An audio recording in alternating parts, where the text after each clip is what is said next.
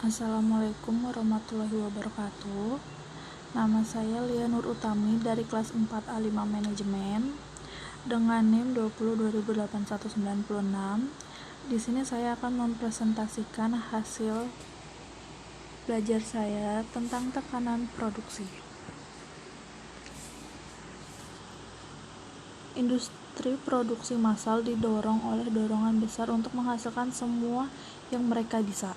Prospek penurunan tajam biaya per unit sebagai output naik lebih dari yang biasanya dilakukan oleh kebanyakan perusahaan melawan. Kemungkinan keuntungan terlihat spektakuler. Semua upaya berfokus pada produksi. Hasilnya adalah bahwa pemasaran diabaikan. Perbedaan antara pemasaran dan penjualan lebih dari semantik. Penjualan berfokus kepada kebutuhan penjualan, pemasaran pada kebutuhan dari pembeli. Penjualan disibukkan dengan kebutuhan penjual untuk mengubah produk dengan uang tunai. Pemasaran dengan gagasan untuk memuaskan kebutuhan pelanggan melalui produk dan seluruh kelompok hal yang berkaitan dengan pembuatan, pengiriman, dan akhirnya mengonsumsikan.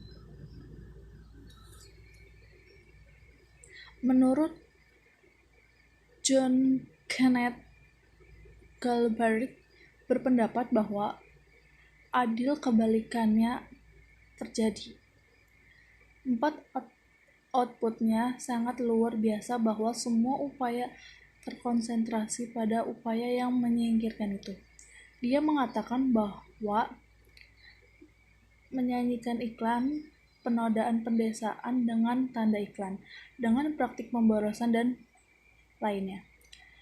Galbraith mengetahui sesuatu yang nyata, tetapi dia melewatkan poin strateginya.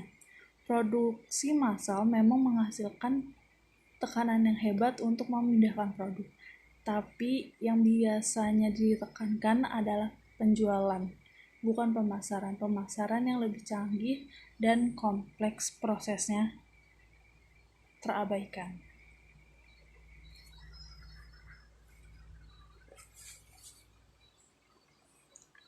Industri memang keberuntungannya untuk persyaratan tanpa henti dari perubahan model tahunan.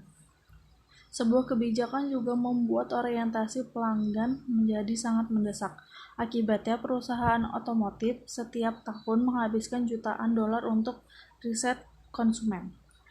Tetapi, fakta bahwa mobil-mobil kompak baru terjual dengan sangat baik di tahun pertama mereka menunjukkan bahwa penelitian besar-besaran di Detroit telah menghasilkan lama gagal mengungkapkan apa yang benar-benar diinginkan pelanggan.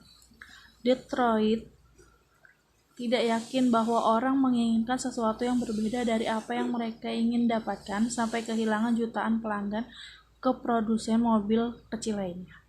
Adapun untuk mengurus kebutuhan pelanggan lainnya, tidak cukup selesai untuk menulis tentang daerah yang paling tidak puas kebutuhan untuk diabaikan atau paling banter untuk mendapatkan perhatian.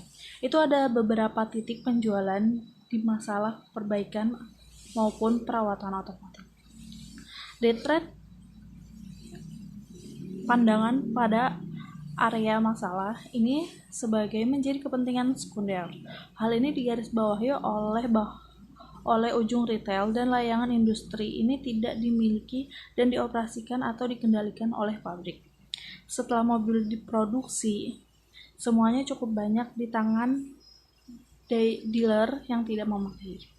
Ilustrasi gerakan tangan panjang Detroit adalah fakta bahwa sementara layanan memainkan peranan yang sangat besar, merangsang penjualan, peluang, dan membangun keuntungan.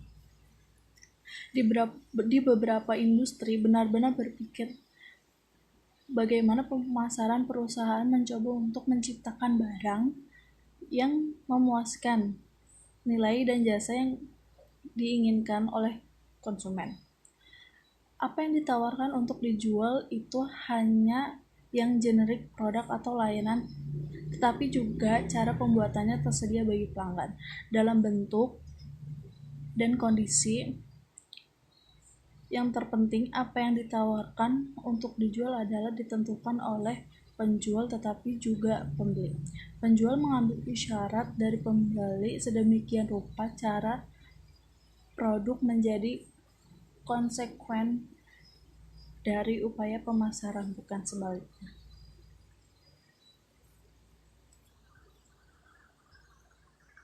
Di sini ada beberapa hal yang bukan minyak bumi perusahaan yang sedang dikerjakan. Yang pertama, lebih dari selusin perusahaan seperti itu sekarang memiliki model kerja. Sistem ini akan menggantikan mesin pembakaran dalam menghilangkan permintaan akan besi. Kebaikan superior masing-masing dari sistem ini adalah penghapusan pengisian bahan bakar yang sering dipakai dan menjengkelkan.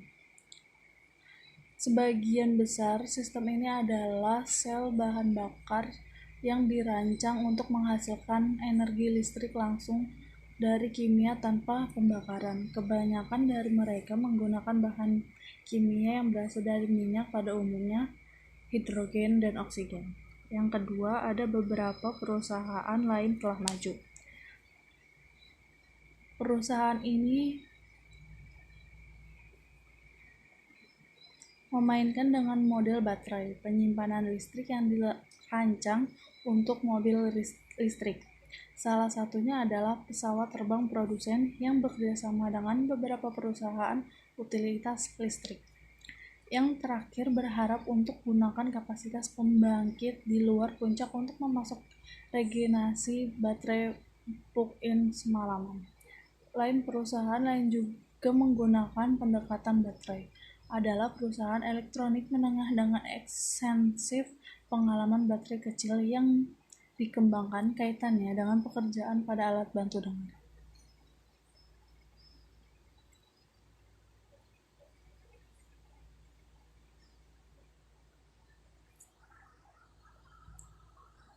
Yang ketiga, ada sistem konversi energi surya juga.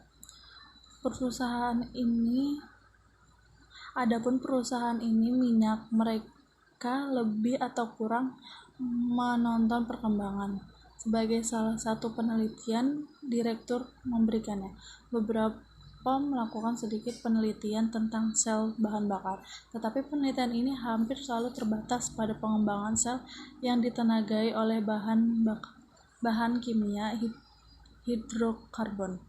Tidak satu pun yang dengan antusias meneliti sel bahan bakar, baterai ataupun pembangkit listrik tenaga surya. Sekian presentasi dari saya. Saya meminta maaf jika ada kesalahan kata. Wassalamualaikum warahmatullahi wabarakatuh.